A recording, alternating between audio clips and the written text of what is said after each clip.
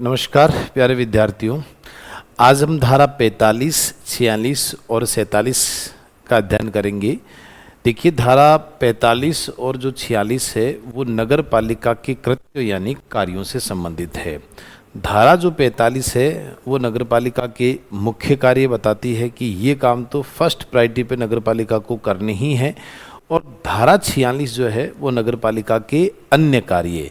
तो अन्य और मुख्य का क्या मतलब हो गया कि अगर नगर पालिका के पास जितना बजट है, जितना उनके पास संसाधन है, उनके आधार पर ही वो काम करेगी, तो फर्स्ट प्रायोरिटी जो उसको देगी वो मुख्य कार्यों को देगी। उसके बाद अगर उनके पास कुछ संसाधन बचते हैं यानी पैसा है और वो कार्य कर सकते हैं, तो उन मुख्य के बाद में फिर वो क्या काम करेगी, अन्य कार्य करेगी। ठीक है, तो देखिए धारा जो 45 है वो धारा 45 नगर पालिका के मुख्य कार्य, मुख्य और अन्य। 46 में अन्य है और 45 में मुख्य है। पहले नगर पालिका को ये सभी काम करने होंगे, उसके बाद अगर संसाधन पैसा बचेगा तो फिर 46 के तहत वो अन्य कार्य करेगी। तो एग्जाम में आपको इस बात का विशेष करके ध्यान रखना कि कौन सा कार्य मुख्य में आएगा और कौन सा कार्य अन्य में आएगा। आज की जो हमारी कक्षा रहेगी वो नगर पालिका के कृत्य यानी कार्यों से संबंधित रहेगी कि नगर पालिका कौन कौन से कार्य कर सकती है। तो दो सेगमेंट में आपको ध्यान रखना है। देखिए, पहला मुख्य जो कार्य हैं उनके मुख्य जो बिंदु हैं वो 5 प्रकार के हैं। इन पांचों को ही हमको डिटेल में एक एक क्लू में समझना। पहले मूल जो हेडिंग है कि लोक स्वास्थ्य एवं स्वच्छता के बारे में कार्य करेगी। अब कैसे कैसे करेगी उनको डिटेल से हम समझेंगे अभी।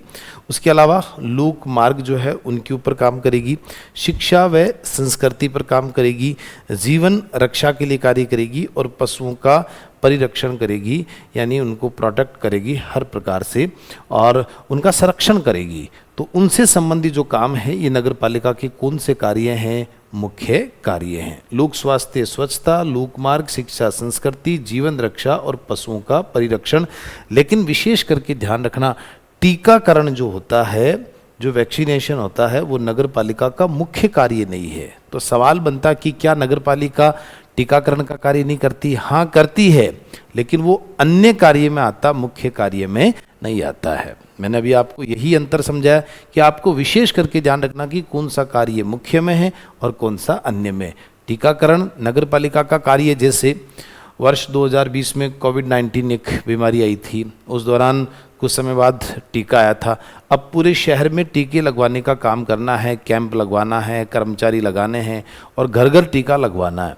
तो टीकाकरण का कार्य है, अब वहाँ पर वो राज्य सरकार उनको आदेश देगी। तो ये ध्यान रहे वो अन्य कार्यों में आएगा, वो मुख्य कार्यों में नहीं है। लेकिन राज्य ऐसा कार्य जिसको नगर पालिका कहती है कि मेरे पास संसाधन नहीं है, मैं नहीं कर सकती, तो उस दौरान राज्य सरकार को उनको आदेश देना पड़ेगा और राज्य सरकार के आदेश से नगर पालिका को वो कार्य करना पड़ेगा, चाहे वो मुख्य है चाहे वो अन्य है। ठीक है, चलिए अब देखिए मुख्य कार्यों में पहला पॉइंट हम समझते हैं। देखो, प्रत्येक नगर पालिका के मुख्य कृत्य, उसमें पहला पॉइंट है हमारा लोक स्वास्थ्य एवं स्वच्छता। कैसे कैसे काम करेगी स्वास्थ्य और स्वच्छता के लिए? देखिए, कूड़ा करकट आप जानते ही हैं, गंदगी, इन सबको हटाना, ठोस अपशिष्ट जो प्रबंधन है, जो कचरा है उसका मैनेजमेंट करना और उसको कंपोस्ट करना। कंपोस्ट का मतलब उसको रिसाइकिल में लेकर आना। बस ये होता है कि जैसे फॉर एग्जांपल कि ये पेन है, इसमें रिफिल है, ठीक है, इसमें रिफिल है तो ये पेन है, रिफिल नहीं है तो ये क्या है, कचरा है। तो इस कचरे जो है इसको कंपोस्ट करना, उससे कुछ नई चीज़ें बनाना, रिसाइकिल में उसको वापस लेकर आना। सार्वजनिक शौचालय आप जानते ही हैं, मूत्रालय का निर्माण करना और लोग न्यूसेंसों को समाप्त करना। अब ये आपके लिए महत्वपूर्ण शब्द है, न्यूसेंस। इसका मतलब क्या है कि ऐसा कार्य जिससे शहर के जो लोग हैं उनकी आरामदायक स्थिति है, इसलिए उनको परेशानी होती है, उनके सामान्य जीवन में परेशानी होती है। जैसे रिहायशी इलाके में किसी ने पटाखों की फैक्ट्री खोल ली, अब वहाँ पर लोगों को ये डर लगता कि कहाँ कितनी पब्लिक रहती, बीच में पटाखों की फैक्ट्री खोली, किसी ने कोई पटाखा लगा दिया या इस पटाखा फैक्ट्री में आग लग गई तो पूरी कॉलोनी उड़ जाएगी। जैसे कोई रिहायशी इलाका, वहाँ चमड़े का कारखाना लगा दिया तो वहाँ से कितनी स्मेल, बदबू आती है, इसको न्यूसेंस कहा जाता है, जिससे हमको परेशानी होती है। आपका घर है मान लीजिए शहर में और सामने किसी का घर बन रहा है और वो व्यक्ति वहाँ पर ईंट पत्थर है ना बजरी सब कुछ वहाँ पर लाकर पटक रखा है और काम बंद हो रखा है, यूं ही रोड पर पड़ा, कितनी पब्लिक आ रही है जा रही है, अब वहाँ पर वो रोड बंद पड़ा है। तो ये एक न्यूसेंस होना चाहिए कि लोगों को कितनी दिक्कत होती है। ये जाने का मुख्य मार्ग है कॉलोनी से, आपने उसी पर ही पत्थर सीमेंट बजरी डाल दी, नगर पालिका आकर उसको हटाएगी, उसके जुर्माना लगाएगी। आप ऐसे सड़क रोक नहीं सकते। जैसे रात को लाउड स्पीकर बजाना, घर में शादी 2-2 3-3 बजे तक सो नहीं रहे हैं, फुल स्पीड में स्पीकर बजा रहे हैं, अब पास के घर में कोई बच्चे पढ़ रहे हैं, उनका एग्ज़ाम है, कोई बुजुर्ग व्यक्ति हैं, वो उनसे डिस्टर्ब हो रहा है, जो वो म्यूज़िक बज रहा है जो है उससे हार्ट को उसको प्रॉब्लम हो रही है, ये न्यूसेंस के कार्य है। तो ऐसे न्यूसेंस पर वो समाप्त करेगी, इन पर रोक लगाएगी, तुरंत नगर पालिका के कर्मचारी आएंगे उसको बंद करवाएगी, और नहीं होगा तो उन पर मुकदमा दर्ज करवाएगी, उन पर केस दर्ज होगा, उनका जो सामान है स्पीकर का वो जब्त हो जाएगा। आपने सड़क पर बजरी पटकी है, ईंटें, वो जब्त करके लेके जाएंगे, सामान ही आपका जब्त हो जाएगा। ये न्यूसेंस को समाप्त करना जिससे लोगों का स्वास्थ्य खतरे में ना पड़े। स्पीकर बजा दिया, लोगों का स्वास्थ्य खतरे में, पटाखों की फैक्ट्री लोगों के स्वास्थ्य को खतरे में डाल दिया, ये चीज़ें नहीं होनी चाहिए। ये साफ सफाई कराना जिससे लोगों को स्वच्छ व्यवस्था मिले, नालियाँ साफ होना, सड़कें साफ होना, ये सारे काम नगर पालिका का किस में आता है प्यारे विद्यार्थियों? मुख्य कार्य में आता है। ठीक है, आगे देखिएगा। अब दूसरा पॉइंट हम पढ़ते हैं, लोक मार्ग। जो मार्ग होते हैं जैसे सड़कें, नालियाँ, पुलों और कुओं का क्या करना? निर्माण करना और उनका अनुरक्षण करना यानी संरक्षण करना। मतलब जो सड़कें टूट गई है उनको फिर से बनाना, या जैसे सड़क पहले सीमेंट की थी उस पर सीमेंटेड रोड बना दी, ठीक है ना। उसके अलावा नालियाँ, उनकी साफ सफाई करवाना जिससे लोगों के जो पहला कार्य था उससे स्वास्थ्य पर खतरा ना पड़े, मच्छर गंदगी ना फैले। पुल बनाना, पुल का मतलब है कि जगह जगह पानी भर जाना, तो किसी जगह पर क्या लगा देना? पुल बना देना जिससे लोगों को आवाजाही में दिक्कत नहीं हो। फ्लाईओवर लगा देना, जैसे ट्रैफिक व्यवस्था बहुत ज़्यादा शहर की गड़बड़ाई हुई है और मुख्य मार्ग है, बहुत ज़्यादा ट्रैफिक है, तो वहाँ पर कुछ ना कुछ आप फ्लाईओवर बनाएं ताकि जिनको सीधा क्रॉस करना सिटी में मार्केट को ऊपर से जा सकता है, नीचे केवल जिसको मार्केट माना वही व्यक्ति आए। उसके अलावा कुओं का निर्माण करना ताकि पानी की व्यवस्था हो। और घरों का संख्याकन मतलब जैसे कॉलोनी के अंदर सड़क बना दी, नाली बना दी, ठीक है ना। अब घरों का संख्याकन का मतलब यह है कि जैसे घर में जैसे मकान नंबर 1, मकान नंबर 2, मकान नंबर 3, ताकि किसी व्यक्ति का पता ढूंढने में आसानी हो प्रत्येक व्यक्ति को। जैसे शहर में होता है ना कि जैसे कोई कॉलोनी होती है, अंबिका कॉलोनी B1, यानी अंबिका कॉलोनी का मतलब 2-3 पार्ट हैं, A block, B block, C block. अब B ब्लॉक में आप रहते हैं और उसका मकान नंबर क्या है? 1 है, तो ये संख्यांकन करना ये भी नगर पालिका का काम है। लोगों के घरों के बाहर जो प्लेट होती है ना मकान नंबर, वो नगर पालिका देती है। उसके अलावा मार्गों का नामांकन है ना, जैसे कॉलोनी की तरफ जो मार्ग जा रहा है उसमें जैसे स्वामी विवेकानंद मार्ग, ठीक है ना, तो ऐसे सड़क है उसका क्या कर दिया? नामकरण। शहीद भगत सिंह मार्ग कर दिया, चंद्रशेखर आज़ाद मार्ग कर दिया, सरदार पटेल मार्ग कर दिया, तो नामकरण भी नगर पालिका करेगी। रोशनी की व्यवस्था करना, जो हमारे शहर के अंदर स्ट्रीट लाइटें, रोड लाइटें जो होती है रोशनी की, उनको स्ट्रीट लाइट कहा जाता है, वो लगाना ताकि रात के समय में कोई भी व्यक्ति आए जाए उनको किसी प्रकार की परेशानी नहीं हो। तो कॉलोनी में जितनी भी मुख्य मार्ग और अंदर की जो गलियां होती हैं उनमें जितनी भी स्ट्रीट लाइटें होती है वो कौन लगाती है? नगर पालिका। पार्किंग क्षेत्रों की व्यवस्था करना, जो मेन मार्केट होता है वहाँ बहुत ज़्यादा भीड़ भाड़ होती है, तो वहाँ कहीं ऐसी खाली प्लॉट जगह है वहाँ पार्किंग की व्यवस्था एक उचित वहाँ एक रेट ली जाती है, नगर पालिका द्वारा निर्धारित होता है, 10 रुपया 20 रुपया जो भी होता है उसमें होता है। जैसे आप हॉस्पिटल जा रहे हैं, अब हॉस्पिटल में बहुत ज़्यादा पब्लिक है तो वहाँ उसके लिए भी एक पार्किंग के लिए अलग से क्या करवानी? व्यवस्था कराना। सार्वजनिक मार्ग से बाधाएँ हटाना, जो मार्ग का मतलब है कि जैसे फॉर एग्जांपल मार्केट है, मार्केट में बहुत सारी दुकानें हैं, दुकान मुख्य रोड है, यहाँ पर दुकानें, अब दुकान वाले क्या करते हैं? बाहर आकर, आप सब जानते हैं दुकान यहाँ तक है, 4 फीट आगे जाकर वहाँ तक अपना सामान लगाएंगे, टेबल लगा देंगे, काउंटर लगा देंगे, कपड़े की दुकानें कपड़े टांग देंगे, जिससे आने जाने वाले यातायात को प्रॉब्लम होती है कि इतना एक तरफ 4 फीट से मैंने कर दिया, 4 फीट से सामने वाले ने कर दिया, तो 8 फीट का रास्ता रोक दिया, फिर किसी ने गाड़ी खड़ी कर दी। तो ये जो सार्वजनिक मार्ग है उनसे बाधाएं हटाना, तो नगर पालिका की गाड़ियाँ जाना, उन सब का JCB लेकर जाते हैं, एकदम उन्होंने जो किसी ने आगे चबूतरी बना दी उन सबको तोड़ देते हैं, सामान होता बाहर उसको जब्त कर लिया जाता है ताकि आने जाने जाने वाले को दिक्कत न हो, रास्ता बिल्कुल क्या रहे, चौड़ा रहे। ये लोक मार्ग से संबंधित कार्य होता है किसका, नगर पालिका का। तो प्यारे विद्यार्थियों, हमने पहला पढ़ा लोक स्वास्थ्य एवं स्वच्छता का कार्य, दूसरा हमने पढ़ा लोक मार्ग का कार्य,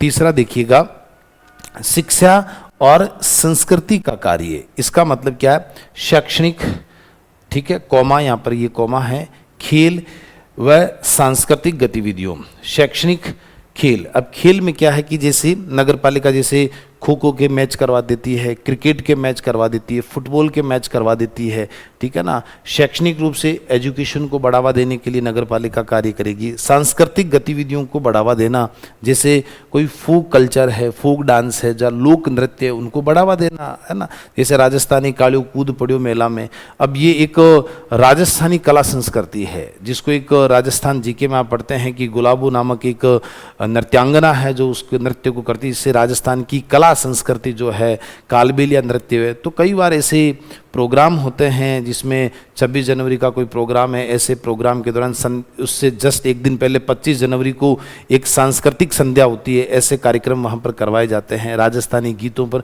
जिससे हमारी संस्कृति झलकती है। उसमें ऐसा नहीं कि आप फॉरेन की चीज़ों को ज़्यादा डेवलप करें, हमारी जो कल्चर है उसको ज़्यादा डेवलप करने का। जैसे होली का त्यौहार होता है, फाग महोत्सव मनाया जाता है, तो ये सांस्कृतिक गतिविधियों को बढ़ावा देने का नगर पालिका कार्य करेगी। उद्यान, मनोरंजन क्षेत्र, झरने विकसित करना, बड़े बड़े पार्क डेवलप करना, जिससे कॉलोनी के अंदर लोग शाम को आराम से घूम सके, ठीक है ना।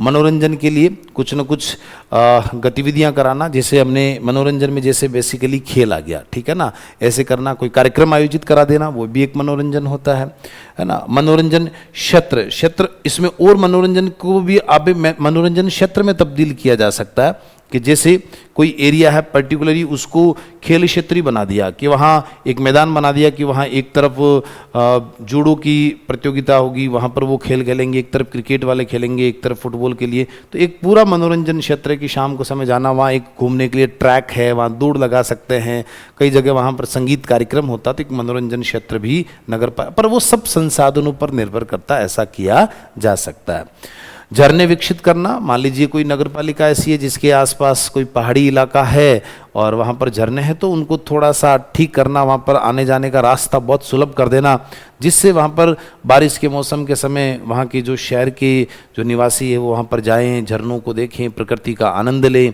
तो इससे क्या होगा कि और ऐसी जगह पर पर्यटक को भी बढ़ावा मिलता है, जिससे नगर पालिका की आय भी होती है। पर्यटन होगा तो लोगों को रोजगार मिलेगा, कुछ खाने पीने की वस्तुएं बिकेगी। उसके अलावा आर्थिक विकास और सामाजिक न्याय की योजनाएं। अब देखिए इसका मतलब क्या कि कोई भी जो प्लानिंग होती है गवर्नमेंट की, वो अप टू डाउन होती है, यानी ऊपर से नीति बन के आती है, नीचे वाले लागू करते हैं। लेकिन यहाँ उल्टा है, डाउन टू अप है, यानी नीचे से पहले आप प्लानिंग बनाकर देंगे कि हमारे शहर में इस चीज़ की आवश्यकता है, इस प्रकार की अगर कोई योजना करें तो हमारे शहर का अच्छा विकास होगा और हमारा शहर बहुत सुंदर दिखेगा। अब आपने यानी नगर पालिका ने प्लानिंग करके कहाँ भेजी, डाउन टू अप, यानी ऊपर सरकार के पास भेजी। अब वो उस स्कीम, उस योजना को देखेंगे, उनको लगेगा कि बेहतर स्कीम है, तो उसके लिए फिर वो क्या करेंगे, कुछ नीति का निर्माण करेंगे, फिर वो वापस अप टू कहाँ आएगी, डाउन आएगी, फिर उस योजना को लागू कर सकते हैं। तो ये योजनाएं बनाने का काम करती है कि अच्छी योजनाएं बना दी और बनाकर सरकार को भिजवाई। सरकार को लगता है कि ठीक योजना बनाकर प्रपोजल जो है अच्छा बनाकर दिया है, उस प्रपोजल पर सरकार इम्प्लीमेंट करती है और उसकी अच्छी सी योजना बनाकर उसका बजट पास करके वापस किसको भेजती है, नगर पालिका को भेजती है। तो ये हो गई शिक्षा व संस्कृति। अगला कार्य देखो, जीवन रक्षा से संबंधित नगर पालिका क्या क्या काम। आपको ध्यान रखना है, हम मुख्य कार्य पढ़ रहे हैं। कौन से कार्य पढ़ रहे हैं, मुख्य। आई रिपीट, एक बार 2-3 बार आप इन चीज़ों को देखिएगा। पहला हमने लोक स्वास्थ्य एवं स्वच्छता पढ़ा है, दूसरा लोक मार्ग है, तीसरा शिक्षा और संस्कृति। अब चौथा हम पढ़ेंगे जीवन रक्षा। अब देखिए जीवन रक्षा में क्या है कि आग बुझाना, आप जानते ही हो, इसके लिए फायर ब्रिगेड जो है उसको हमेशा तैयार रखना 24 घंटे। नगर पालिका की दमकल, जो फायर ब्रिगेड की जो गाड़ियाँ होती है, दमकल हमेशा तैयार रहती है, उसमें पानी भरा हुआ रहता है, उनके अंदर जो इक्विपमेंट है वो पूरे लगे हुए रहते हैं। उसके अलावा उनके कर्मचारी पूरे अपडेट रहते हैं। देखिए आग बुझाकर वहां पर जो अंदर व्यक्ति हैं, जहां जान की क्षति हो रही, उसको भी बचाना, यही जीवन रक्षा है। कि किसी घर में कोई आग लग गई, वहां मान लीजिए अंदर 4 आदमी फंसे हुए हैं, तो ऐसा नहीं है कि केवल जाना है, आग बुझाकर वापस आना, अंदर जो मर रहा तो मर रहा, उसको भी पूरा बचाने का प्रयास करना, ये नगर पालिका का काम रहेगा यहाँ पर। दूसरा, जब वो आग बुझाने के लिए जाएगी उनकी दमकल की गाड़ियाँ, तो उसमें फिर उनके लिए कोई ट्रैफिक रूल नहीं होगा, वहाँ उनको कोई रोक नहीं सकता। जैसे एक घर है, इसमें आग लगी, अब इसकी छत पर जाने के लिए, ऊपर से पानी डालने के लिए पास वाले घर की छत पर जाकर ही करेंगे तो ही होगा। तो बिल्कुल इस घर से पूछने की जरूरत नहीं है। आप ये नहीं कह सकते कि मेरे घर में बिना पूछे क्यों आए, क्योंकि मान लीजिए आपके पड़ोसी से आपकी नहीं बनती, आप तो बोले मैं तो नहीं आने दूंगा, वो गेट खोलेंगे, जबरदस्ती खोलेंगे, छत के ऊपर जाएंगे, पाइप लगाएंगे और वहां पर आग बुझाएंगे। आप उन कर्मचारियों पर मुकदमा दर्ज नहीं करवा सकते। ये उनकी पावर होती है लोगों की जीवन रक्षा करने की, नगर पालिका की। अगला देखिए, जन्म मृत्यु का पंजीकरण, यानी जो आप जानते ही हैं, बर्थ सर्टिफिकेट बनाना, डेथ सर्टिफिकेट। देखिए आजकल तो हॉस्पिटल में ये व्यवस्था कर दी, इस पंजीकरण का दायरा बड़ा कर दिया कि बच्चे ज़्यादातर आजकल लगभग 100% ही लगभग डिलीवरी हॉस्पिटल्स में होती है। तो आजकल ये हॉस्पिटल प्रशासन को भी पंजीकरण का काम दिया, वहाँ पर भी उनके नगर पालिका के अधिकारी लगा दिए जाते हैं। और वहाँ पर देखिए 21 दिन के भीतर आपने हॉस्पिटल प्रशासन से आपने वहाँ पर बर्थ सर्टिफिकेट ले लिया तो अच्छी बात है। और बाय द वे अगर आपने नहीं लिया तो वो बर्थ सर्टिफिकेट आप 21 दिन बाद में जिस क्षेत्र में आप रहते हैं वहाँ की नगर पालिका जो है वहाँ से आप ले सकते हैं, इसमें कोई दो राय नहीं है। तो इस बात का विशेष करके ध्यान रखें कि आप वो हॉस्पिटल में जमने वो डॉक्यूमेंट आप दिखा दें, वहाँ आपका बर्थ सर्टिफिकेट बन जाएगा, डेथ सर्टिफिकेट भी बन जाएगा। खतरनाक भवनों को हटाना, ये होता बेसिकली कुछ शहरों में पुरानी जो बिल्डिंग होती जिनको जर्जर भवन कहा जाता है, बारिश के समय उनसे डर लगता है। अब वो जर्जर भवन होती है, बारिश जब आती है बहुत ज़्यादा उनके गिरने की संभावना रहती है। और अगर वो गिर गए, रोड मान लीजिए मेन रोड पर एक कोई पुराना भवन बना हुआ, पुरानी बिल्डिंग बनी हुई, आज के मान लीजिए 200 साल पुराना घर बना हुआ, किसी का 4 मंजिला पुरानी हवेली बनी हुई है, अब वो बारिश के समय मान लीजिए उसके ढहने की मतलब लग रहा कि ये ढह जाएगी और पूरी उम्मीद है कि ये ढह सकती है। अब उस कंडीशन में क्या होता है कि वहाँ पर रोड पर राहगीर जा रहा है और वो बिल्डिंग गिर गई तो लोगों का तो जीवन खतरे में पड़ गया ना, उसकी रक्षा कैसे होगी? तो उनकी रक्षा करने के लिए गिरने से पहले नगर पालिका के कर्मचारी आंकलन कर लेते हैं कि ये बिल्डिंगें इस बार गिरने की संभावना है। उनके पास भी इंजीनियर होते हैं बिल्कुल, और वहाँ पर जो घर मालिक होता है उसको नोटिस दिया जाता है कि या तो आप इस बिल्डिंग को आप गिरा दे वरना हम गिराएंगे। तो ये जीवन रक्षा की खतरनाक भवनों को वो हटा देते हैं। अब आप ये नहीं कह सकते मेरे परदादा जी का घर है, मेरी यादें इससे जुड़ी हुई हैं, तो आपकी यादें जुड़ी हुई है लेकिन दूसरों की यादें बन जाएगी। उस कंडीशन में खतरनाक भवनों को हटाने की इनकी जिम्मेदारी, ताकि लोगों के जीवन की क्या हो सके, रक्षा हो सके। बिल्कुल। खतरनाक व्यापार को विनियमित करना, खतरनाक व्यापार में जैसे अभी हमने बात ही करी थी पटाखों की फैक्ट्री है ना, अब ये खतरनाक है।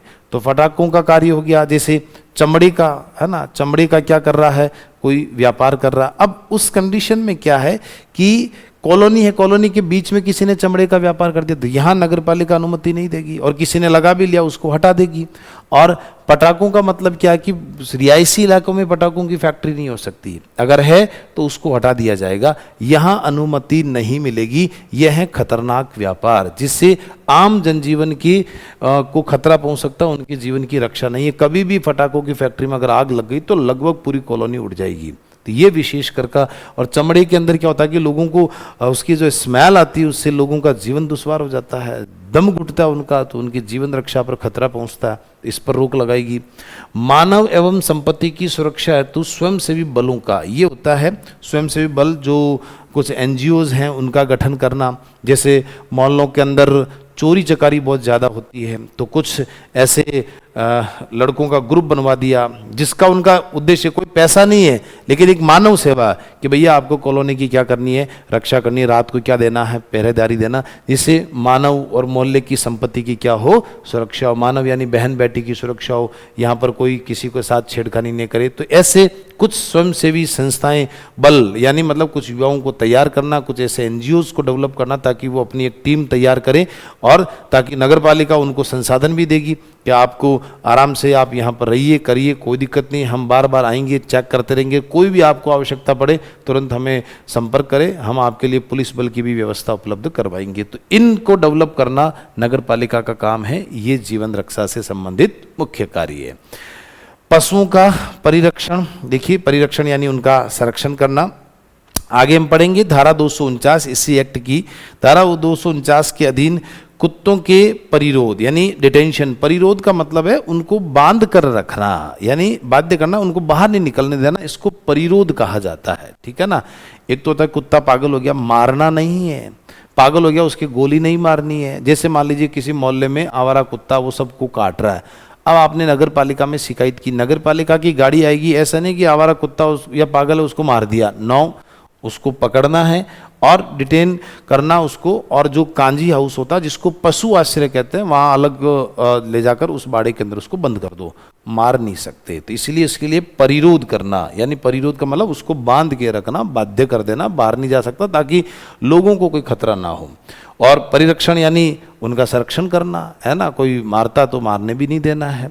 इसके लिए और क्या है देखिए, शवों के निपटान हेतु स्थानों का अर्जन यानी जो शमशान घाट है उसके लिए जमीन आवंटन उपलब्ध करवाना, जैसे कब्रिस्तान है उनके लिए जमीन का आवंटन उपलब्ध करवाना ताकि लोगों को दिक्कत ना हो, आम जनजीवन जहाँ रहता है उससे परेशानी नहीं हो। एक ज़मीन नगर पालिका ने अलॉट कर दी कि भाई यह है, यहाँ पर शमशान घाट है, वहाँ पर 5-7 व्यक्ति की जलाने की व्यवस्था, अलग अलग चबूतरे बना दिए, वहाँ पर बैठने की व्यवस्था कर दी, वहाँ पर जहाँ जलाया जाता है वहाँ पर मान लीजिए चद्दर लगा दिए। तो इससे क्या होगा कि बारिश के मौसम में जो शव जल रहा है तो उससे ऐसा नहीं कि साहब बीच में बारिश आ गई तो दिक्कत हो जाए, तो ये सारी व्यवस्थाएं करती है नगर पालिका। ऐसे ही जहाँ शव गाड़ते हैं उनके कब्रिस्तान की व्यवस्था कर देना। जैसे ये पशु होते हैं, कई लोग मरे हुए पशु, जैसे घर में पशु मर गया, खाली जगह पड़ा है, वहाँ ले जाकर उसको पशु को पटक दिया। अब वहाँ पर मान लीजिए गंदगी है, स्मेल, बदबू आ रही है, लोग परेशान हो रहे हैं, तो वहाँ पर भी एक व्यवस्था करना कि पशुओं को भी, शहर में पशु तो मरेंगे तो फिर उनका क्या करोगे भाई, अगर आप कोई व्यवस्था नगर पालिका नहीं करेगी, मेरे घर में भी पशु है, पशु मर गया या आपके घर में पशु मर गया, तो उसको कहाँ ले जाकर आप पटकोगे, कहीं ना कहीं बाहर पटकोगे, फिर प्रॉब्लम होगी। तो एक ऐसी जमीन अलॉट कर देना, वहाँ पशुओं का भी कब्रिस्तान बन गया, एक तरह से शव गृह बन गया, उनको वहीं गाड़ दिया जाएगा। किसी ने पटक दिया तो कर्मचारी आएंगे और गाड़ देंगे। कोई अच्छा व्यक्ति है उसको पता है कि शव गृह जो पशु गृह वहाँ पर है पशुओं के शव के लिए, वो वहाँ ले जाकर उसको गाड़ देगा। तो ये व्यवस्था करना। देखो ये लिखा मृत पशुओं का निस्तारण, यही होता है, उनके लिए भी ज़मीन अलॉट कराना ताकि लोगों को मरे हुए पशु की बदबू से उनका जीवन के अंदर खतरा नहीं पैदा होना चाहिए, लोगों को परेशानी नहीं होना चाहिए, न्यूसेंस नहीं होना चाहिए। पशु क्रूरता पर निर्वाणी, जैसे मैंने अभी कुत्ते का कहा था ना, ऐसे मारना नहीं है। जैसे ये परिरोध वाला इसी से पॉइंट कनेक्ट होगा कि ऐसे कि पागल कुत्ता है, आपने शिकायत करी तो उसको मारेगा नहीं नगर पालिका का कोई कर्मचारी, पशु क्रूरता नहीं करेगा, उसका निवारण करेगा। मारना नहीं है, कोई मारता तो भी उसको रोकना है, और मार भी रहा तो उस पर मुकदमा दर्ज करवाते हैं। पशु कोई नहीं मार सकता। देखिए कांजी हाउस इसको कहते हैं पशु आश्रय, यानी ये जो है ना, देखिए एक तो होता है गौशाला, गौशाला में तो क्या होता है जहाँ गायों के रहने की व्यवस्था होती है वो गौशाला होती है। और कांजी हाउस यानी पशु आश्रय जिसमें विभिन्न प्रकार के सारे पशुओं के रहने की व्यवस्था होती है उसको कांजी हाउस कहते हैं, यानी पशु आश्रय कहते हैं। जहाँ पर भैंसें भी रखी जा सकती है, बकरे भी रखे जा सकते हैं, आवारा कुत्ते भी रखे जा सकते हैं। तो ये जितने भी प्रकार के जानवर हैं जिससे शहर की सड़कों पर घूमते रहते हैं, एक्सीडेंट होने की संभावना रहती है, उन सब को पकड़कर वो कांजी हाउस में इकट्ठा कर देते हैं। अलग अलग सारे प्रकार के पशु वहाँ पर रहते हैं, उसको कांजी हाउस कहा जाता है। तो इसकी व्यवस्था करना, स्थापित करना। और टीकाकरण नगर पालिका का मुख्य कार्य नहीं है, ये हमने पढ़ लिया। ठीक है, तो ये अन्य कार्यों में आएगा, कार्य तो है लेकिन अन्य कार्यों में है, मुख्य कार्यों में नहीं है। अब देखिए जो हमने धारा 45 की उपधारा 1 पढ़ी और उसमें 5 प्रकार के उनके मुख्य कार्य हमने पढ़े। अब इसकी धारा 45 की उपधारा जो 2 है वो क्या कहती है, नगर पालिका अपनी प्रबंधकीय, तकनीकी और वित्तीय तथा संगठनात्मक क्षमता और नगरीय क्षेत्र में विद्यमान वास्तविक परिस्थितियों की दृष्टिगत रखते हुए पूर्वोक्त कर्तव्यों में से किसी कर्तव्य के पालन न करने या उसके पालन को स्थगित करने का वे निश्चय कर सकेगी। यानी आप तो केवल इतना ध्यान रखना, पूस यानी स्थगन क्या है। देखिए एक एक पॉइंट को समझना। प्रबंध किए, मान लीजिए नगर पालिका के अभी आपने 5 काम पढ़े, अब मैनेजमेंट करने के लिए उनकी, अब जैसे मैंने कहा कि साहब वहाँ पर आपको व्यवस्था करनी है कि सांस्कृतिक प्रोग्राम के अंदर, तो मैनेजमेंट का इतना बड़ा प्रोग्राम करोगे तो कर्मचारी तो चाहिए। अब आपके पास कर्मचारी नहीं है तो फिर मैनेज कार्यक्रम कैसे करवाओगे। तो प्रबंध की व्यवस्था नहीं है तो आप उस काम को स्थगित कर सकते हैं। यानी जो 5 कार्य आपने पढ़े, उन 5 कार्यों को मैनेज करने के लिए अगर आपके पास ये व्यवस्था ही नहीं है तो आप उस काम को रोक सकते हैं। नगरपालिका का मुख्य कार्य का मतलब ये नहीं कि उसको करना ही अनिवार्य है, नहीं है भैया सांस्कृतिक कार्यक्रम करने के लिए मुझे कम से कम 50 कर्मचारी चाहिए, नहीं है मेरे पास कर्मचारी जो मुख्य कार्यों में बिजी है तो ये काम मैं नहीं कर सकता, तो ये मैनेजमेंट के लोग नहीं है, तो हो सकता है उस काम को वो रोक दे। तकनीकी कोई ऐसा काम है जिसमें तकनीक की आवश्यकता है, तकनीक नहीं है तो वो काम नहीं हो सकता। वित्तीय पैसे की कमी है, अब आपने तो कह दिया कि साहब अच्छी स्ट्रीट रोड लाइटें लगाओ, हर साल उनको वापस चेंज करिए, है ना, उस पर जो डिवाइडर है उस पर कलर करिएगा, सड़कें हर साल नहीं बनाइए, सारी सड़कें सीमेंटेड बना दीजिए। पैसा चाहिए इतने के लिए, जितना पैसा होगा वो उतना, अगर पैसा नहीं है तो वो किसी इन मुख्य कार्यों में से किसी भी कार्य को क्या कर सकती है, नगरपालिका स्थगित कर सकती है। कर्तव्य के पालन न करने में वो सक्षम नहीं है, भाई कर्तव्य नहीं कर सकता तो वो कार्य क्या करेगी, स्थगित। चालू करा दी रोड, बीच में बोला पैसे खत्म होंगे, लोग परेशान होंगे, खड्डे पड़े रहेंगे। भाई कई बार होता है ना, रोडें चालू कर देती है और फिर सरकार और फिर 2-2 साल तक पूरी नहीं करती। आप सोचिए कितना राहगीरों को समस्याएं होती है। इसलिए नगरपालिका को ये बोला गया कि अगर कोई भी काम आप करते हैं, अगर आपके पास पैसा नहीं है, आप काम को, आप अपना कर्तव्य पालन नहीं कर पा रहे हैं, कि आप पूरी सड़क नहीं बना पा रहे हैं, ढंग से नहीं बना पा रहे हैं, आप काम को रोक दो, मत छेड़ो उस काम को। और ये कहती है उपधारा 2, तो काम रोका जा सकता है। संगठनात्मक क्षमता, उनके पास क्षमता ही नहीं है, लोग ही नहीं है काम करने के लिए, तो काम नहीं हो सकता। तो कोई भी चीजें इनमें से कमी है तो नगरपालिका अपने कार्य को स्थगित कर सकती। अनिवार्य नहीं है कि इन 5 कार्यों को करना ही पड़ेगा, अगर कोई भी कमी है तो रोका जा सकता है। इसी धारा 45 की उपधारा 3 क्या कहती है कि राज्य सरकार नगरपालिका को जो भी उसके कर्तव्य अभी हमने पढ़े हैं उनमें से यदि कोई कर्तव्य नगरपालिका द्वारा ग्रहण नहीं किया गया हो या उसके द्वारा स्थगित कर दिया गया हो तो पालन करने हेतु क्या देगी, निर्देश।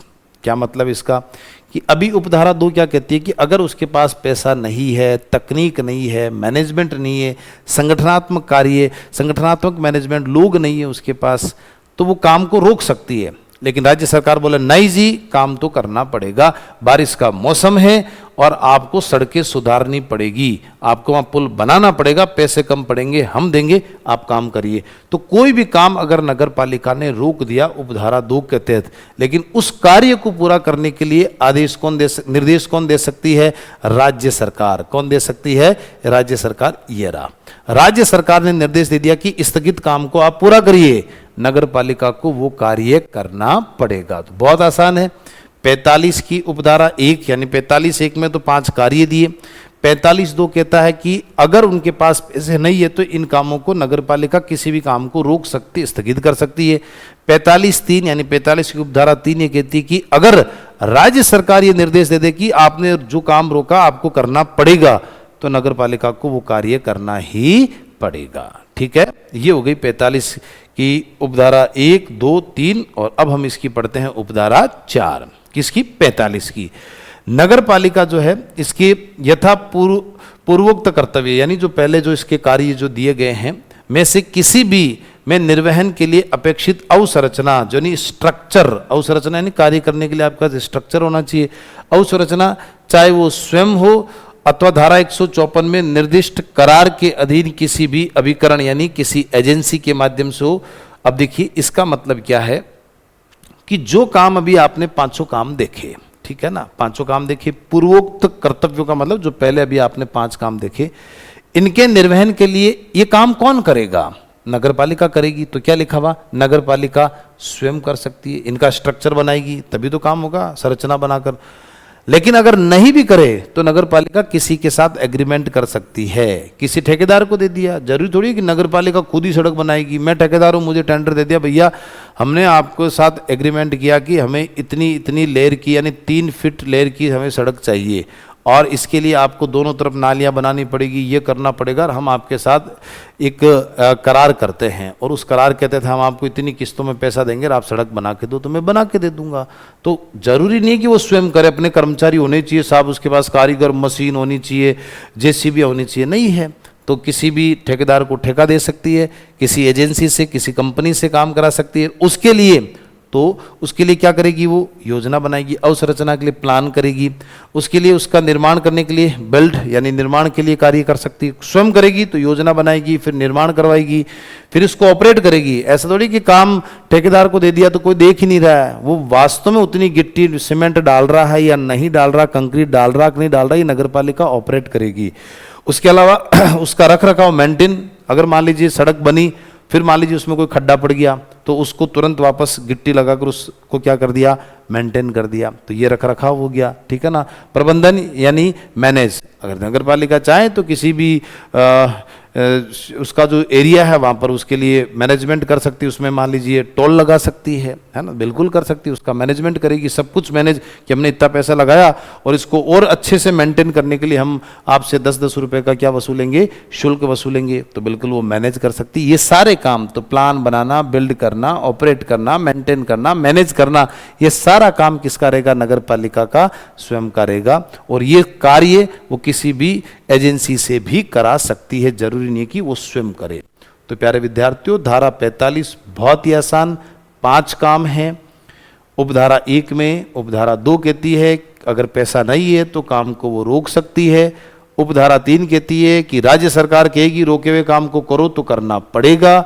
और इसकी उपधारा 4 ये कहती है कि या तो वो काम स्वयं करेगी या किसी एजेंसी यानी किसी ठेकेदार से करवाएगी।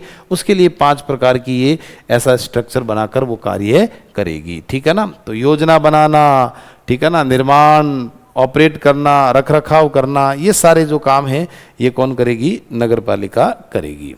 ये थी हमारी धारा 45। आज हमने जब कक्षा प्रारंभ करी तब हमने यही शुरुआती जो चर्चा की थी कि पहले आपको मुख्य कार्य वो तो करने ही है और उसके अलावा अन्य कार्य भी दिए गए हैं। तो फर्स्ट प्रायोरिटी जो रहेगी वो मुख्य कार्यों की रहेगी। फिर भी नगर पालिका के पास संसाधन, पैसा बचता है तो वो अन्य कार्य भी कर सकती है। देखिए धारा 46 ये कहती है, देखिए नगर पालिका अपने मुख्य कर्तव्य जो अभी कौन से किस में पढ़े आपने, धारा 45 में पढ़े, कितने थे, 5 थे।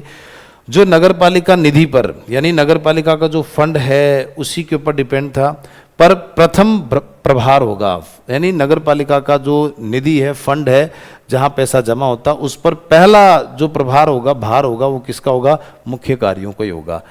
इनके संतोषजनक निष्पादन को ध्यान में रखते हुए यानी मुख्य कार्य ढंग से हो रहे हैं, निष्पादन को ध्यान में रखते हुए अपनी प्रबंधकीय और तकनीकी और वित्तीय क्षमताओं के अधीन अगर उनके पास मैनेजमेंट है, टेक्निक है, अगर पैसा है तो निम्नलिखित में से किसी भी कृत्यों का दायित्व और ग्रहण कर सकती है, उसी को कहते हैं अन्य कार्य। अगर पैसा है, मैनेजमेंट है, टेक्निक है, बिल्कुल आप काम और भी कर सकते हैं और उसका निष्पादन उनको कर सकती है और निष्पादन के लिए प्रोत्साहित भी कर सकती है, किसी एजेंसी को भी काम दे सकती है।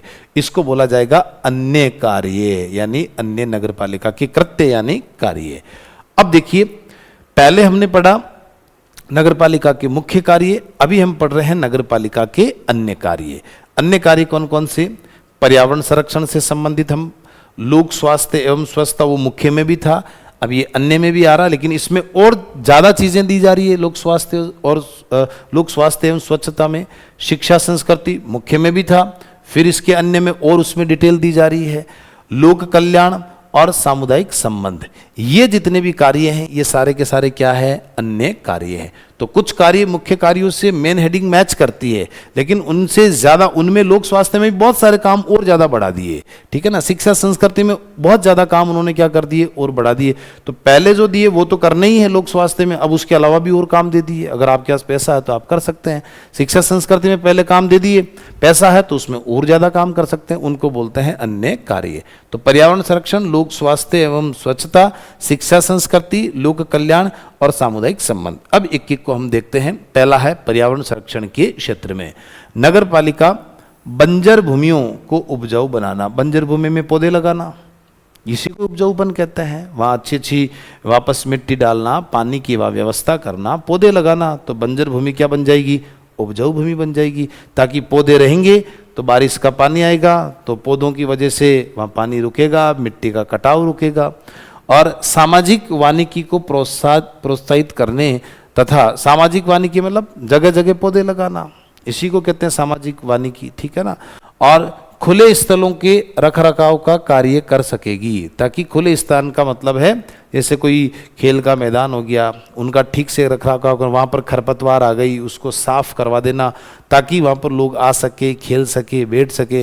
मान लीजिए नगर पालिका का कोई मैदान पड़ा, बारिश में इतनी बबूल झाड़ उग गए, अब बताओ कैसे तो पब्लिक वहाँ पर ट्रैक करके, ट्रैक बना हुआ है मान लीजिए, कैसे वहाँ पर घूमेगी, कैसे वहाँ बच्चे खेल पाएंगे, कैसे महिलाएं या बुजुर्ग पुरुष जो वगैरह हैं वहाँ पर मॉर्निंग वॉक के लिए जा पाएंगे। तो उसका रखरखाव करना, पौधों, सब्जियों, वृक्षों के लिए पौधशालाओं की स्थापना करना, है ना। नर्सरी लगवाना जिसके माध्यम से लोग वहाँ से पौधे ले सकते हैं, अच्छी वहाँ पर ताज़ा सब्जियाँ ले सकते हैं, ठीक है ना। एवं रखरखाव जन सहभागिता के माध्यम से, जनता की सहभागिता के माध्यम से हरियाली की वृद्धि कर सकेगी। अब जनता के सहयोग से, जैसे बड़े बड़े जो एनजीओ हैं उनको कहते हैं कि आप पौधे लगाइए, ठीक है ना। और कुछ बड़े भामाशाह उनको कहते हैं कि आप 1000 पौधे डोनेट करिएगा। जैसे सड़क पर जो, रोड पर जो स्ट्रीट लाइटें होती है, आप देखते हैं डिवाइडर होते हैं, कई जगह आपने शहरों में देखा, बीच में छोटे छोटे पौधे लगा दिए जाते हैं, सुंदर सुंदर। हालांकि हाईवे पर तो आपने देखा ही है, लेकिन शहर के अंदर भी लगा दिए जाते हैं। तो वो भी जो है वो हरियाली को बढ़ावा देने का काम है। पुष्प प्रदर्शनियों का आयोजन करना जिससे सुंदर दिखे, जगह जगह शानदार पुष्प प्रदर्शनियां लगी हुई है, ये भी बिल्कुल कर सकते हैं, जिससे नागरिक संस्कृति के रूप में पुष्प उत्पादन को बढ़ावा दे सकेगी। तो लोग बोलेंगे देखो कितने सुंदर फूल लग रहे हैं, अच्छा मेरे पास भी प्लॉट है आधा बीघा, मैं भी वहाँ पर क्या कर सकता हूँ, फूलों की खेती कर सकता हूँ, है ना। तो ये पुष्प प्रदर्शन हो गया। तथा प्रदूषण के समस्त स्वरूपों के निवारण हेतु उपायों को प्रोत्साहित। प्रदूषण में क्या है? जल प्रदूषण हो गया, वायु प्रदूषण हो गया, इन सब के उपाय ढूंढना है। अब जल प्रदूषण में क्या होता है कि गंदा पानी जगह जगह, नालियाँ टूटी फूटी है और वहाँ पर घूम रहा है, अब रोडों पर आ रहा है, तो अब वो जगह जगह पानी ज़मीन में जा रहा है, तो उसका एक दूर से एक नाली बनाकर उसको बाहर ले जाकर फिर उसको ज़मीन के अंदर खड्डा खोदकर और उसको समाहित करना, और उसमें भी कुछ ऐसे केमिकल डाल देना जिससे जीव कीटाणु उसमें वहीं क्या हो जाएं, मर जाएं। तो इससे जल प्रदूषण ठीक किया जा सकता है। वायु प्रदूषण, अच्छे अच्छे पौधे लगाओ जिससे कम से कम वायु क्या रहे, सुरक्षित रहे। तो इसके निवारण के लिए भी उपाय का प्रोत्साहित कर सकेगी, लेकिन तभी करेगी जब इसके पास संसाधन यानी पैसा है। पहले मुख्य कार्य होगा, उसके बाद ये सारे काम हो सकते हैं। आगे देखिए, तो पर्यावरण संरक्षण आप कॉमन है, कर सकते हैं। अब लोक स्वास्थ्य, आपने स्वच्छता मुख्य में तो पढ़ा ही था, उसके अलावा देखो और क्या चीजें हैं उसी में। नगर पालिका संक्रामक रोगों के उन्मूलन हेतु जन टीकाकरण अभियान। अब देखिए टीकाकरण का मैंने पहले भी बताया, बहुत इंपॉर्टेंट है। टीकाकरण है लेकिन मुख्य कार्य में नहीं है, किसमें है? अन्य कार्य में है। क्लियर है? एक बात तो ये हो गया, जन टीकाकरण अभियानों का संचालन कर सकेगी कौन? नगर पालिका। अब देखिए संक्रामक रोग में जैसे अभी कोविड-19 आया था, अब कोविड-19 आया तो उस दौरान जन टीकाकरण अभियान में नगर पालिका कार्य करेगी। वहां पर राज्य सरकार उसको निर्देश देगी कि आप कार्य करिए, तो नगर पालिका को कार्य करना पड़ेगा।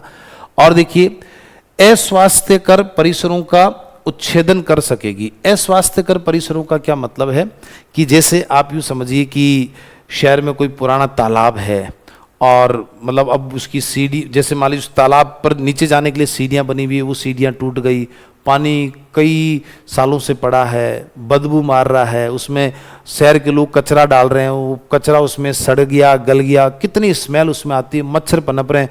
अब देखिए ये क्या है? अस्वास्थ्यकर परिसर, यानी ऐसे परिसर कि वहाँ पर कहीं ना कहीं प्रॉब्लम क्रिएट हो रही है, यानी ऐसे परिसर जहाँ गंदगी फैली हुई है, एक ऐसी जगह है ना जहाँ पर लोग कचरा डाल रहे हैं, कर रहे हैं, अब वहाँ मच्छर, बारिश आ गई और वहाँ मच्छर पनप रहे हैं और लोगों को काट रहे हैं, बीमारी फैल रही है। ये हो गया अस्वास्थ्यकर परिसर। ऐसा परिसर जहाँ पर कुछ गंदगी है जिसके कारण लोगों का स्वास्थ्य क्या बन जाएगा? अस्वास्थ्य के अंदर तब्दील हो जाएगा। स्वास्थ्य ठीक नहीं रहेगा अगर गंदगी, मच्छर वगैरह काट लिए, उसको ठीक करना नगर पालिका का क्या है कार्य। वहाँ से सफाई करवाना, उस कुएं बावड़ी तालाब को साफ करवाना, बिल्कुल चकाचक स्वच्छ पानी वहाँ डलवाना, जहाँ जगह जगह कचरा उसको उठवाना। इसीलिए देखिए आपके घरों के बाहर आजकल रोज गाड़ी आती है नगर पालिका में, घर के बाहर आके वो लेके जाएगी ताकि लोग सड़कों पर कचरा नहीं फेंके, ताकि कोई भी परिसर अस्वास्थ्यकर नहीं बने।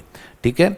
सार्वजनिक तालाबों का रख रखाव, अभी मैंने बता दिया, कोई तालाब है पुराना तो उससे अस्वास्थ्यकर परिसर बन सकता है। वो कि तालाब है पुराना, उसमें खूब गंदगी फैली हुई, उसको साफ करा कर, उसकी मान लीजिए कोई पुरानी महत्व है, उसका किसी राजा ने निर्माण किया था, उसकी कुछ ऐसी गाथा है, तो उसमें अच्छा पानी डलाकर उसकी सीढ़ियों को ठीक कराकर लोग पर्यटक का स्थल बनाया जा सकता है, लोग घूमने आ सकते हैं उसको देखने के लिए।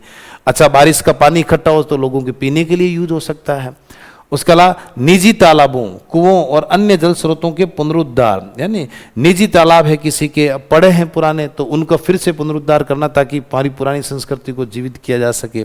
जल स्रोतों का है ना, कुएं बावड़ी है ना, इनका पुनरुद्धार करना, मरम्मत एवं रख रखाव का विनिमय, इन सब की मरम्मत करवाना, वो ये टूट फूट ठीक करा देना। और प्रवचनों, सेमिनारों और सम्मेलनों के माध्यम से लोक स्वास्थ्य एवं सामान्य कल्याण के प्रति नागरिक चेतना का प्रसार करना। अब प्रवचन, सेमिनार, सम्मेलन का मतलब यह है कि कुछ अच्छे अच्छे लोगों के वहाँ संतों के प्रवचन करा देना, कुछ बौद्धिक जगत के जो लोग हैं, जो जानकार हैं, उनके सेमिनार करवाना। कहाँ? कोई कॉलोनी के अंदर कोई अच्छे वक्ता है, अच्छे प्रोफेसर हैं, कोई अच्छे जानकार हैं, वैज्ञानिक दृष्टि से जुड़े हुए हैं, वो लोगों को कॉलोनी की महिलाएं वहाँ इकट्ठी हो, पार्क है वहाँ पर एक अच्छा सा प्रोग्राम करवाया, वहाँ पर एक अच्छे बुद्धिजीवी व्यक्ति हैं जो बताएंगे कि कचरा बाहर फेंकने से कौन कौन सी गंदगियाँ, बीमारियाँ फैल सकती है, आपको कचरा बाहर नहीं फेंकना। इससे लोगों में जन जागृति पैदा होती है कि हाँ हाँ ये भाई साहब सही बात कहते हैं। ये जन जागृति पैदा करने के लिए प्रवचन कराना, सेमिनार कराइए, सम्मेलन कराइए, इससे लोक स्वास्थ्य, सामान्य कल्याण के प्रति नागरिकों में क्या पैदा होगी? चेतना कि हाँ मुझे गंदगी नहीं फैलानी चाहिए। ठीक है, आगे देखिएगा। शिक्षा व संस्कृति के क्षेत्र, इसका क्या मतलब है कि नगर पालिका जो है वो अपने नागरिकों के लिए क्या करेगी कि प्रौढ़ नागरिक की शिक्षा के लिए, जैसे मैं नागरिक यहाँ पर लिख सकता हूँ शिक्षा, इसको ठीक पूरा कर देते हैं, नागरिक शिक्षा। इसका मतलब यह है कि मान लीजिए कि महिलाएं अशिक्षित, जैसे एक तो हो गया प्रौढ़, जैसे एक तो ये प्रौढ़ हो गए, बुजुर्ग हो गए, एक कुछ लोग हो गए जो बिल्कुल अनपढ़ है ना। अब उनको कैसे शिक्षा देनी है? तो इसमें जैसे प्रौढ़ हो गए, सामाजिक और अनौपचारिक शिक्षा। अब इसका क्या मतलब है कि लोग जानते ही नहीं है एजुकेशन क्या होती है, अब वो स्कूल आ नहीं सकते, तो उनके लिए क्या करना कि कुछ वॉलेंटियर्स अपॉइंट कर देना, कुछ टीचर्स लगा देना, कुछ लोग जो इंटरेस्टेड है, सामाजिक सेवा करना चाहते हैं, एजुकेशन से जुड़े, उनको कहते हैं कि फलानी कच्ची बस्ती में जाना है, शाम को आपको महिलाओं को थोड़ा सा पढ़ाना है, जिससे वो हस्ताक्षर करना सीख जाएं, अखबार पढ़ना सीख जाएं, सरकार की योजनाओं को पढ़ना सीख जाएं, तो ये अपना कार्य कर सकती है। तो ये नागरिक शिक्षा है। ये क्या है? नागरिक शिक्षा। अब उसके लिए उनको स्कूल आने की आवश्यकता नहीं है। और प्रौढ़ यानी बुजुर्ग अवस्था में भी उनको सब चीज़ें सिखाना। और सामाजिक और अनौपचारिक, इसका मतलब सामाजिक शिक्षा भी देना। अब पढ़ाई का मतलब ये नहीं है कि केवल कखे गड़े सीखना, ABCD सीखना, ये जो आप और हम पढ़ाई कर रहे हैं ये पढ़ाई नहीं है। सामाजिक शिक्षा, समाज में रहना कैसे हैं, बोलना कैसे हैं, कैसे लोगों का ध्यान रखना है ना। हमें ऐसी कोई गंदगी नहीं फैलानी कि हमारी वजह से समाज के अंदर ये ऐसे न्यूसेंस पैदा हो जाएं। हमें ऐसे कोई लाउड स्पीकर नहीं बजाना जिससे लोग परेशान हो। ये क्या है? सामाजिक शिक्षा ही तो है।